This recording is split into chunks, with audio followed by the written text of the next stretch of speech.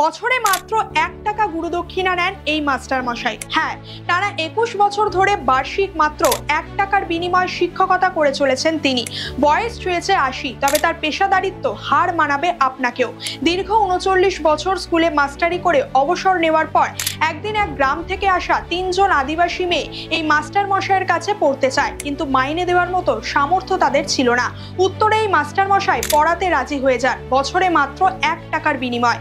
সেই থেকে শুরু হলো সদাই ফকিরের পাঠশালা, যেখানে ছাত্রছাত্রীদের কাছ থেকে বেতন নেওয়া হয় বছরে মাত্র 1 টাকা। মাত্র 3 জন ছাত্রীকে নিয়ে শুরু হওয়া তার পাঠশালায় আজ ছাত্রছাত্রীর সংখ্যা 3000 ছাড়িয়েছে। তার এই মহানুভবতার জন্য 2021 সালে তিনি পদ্মশ্রী পুরস্কারে ভূষিত হন।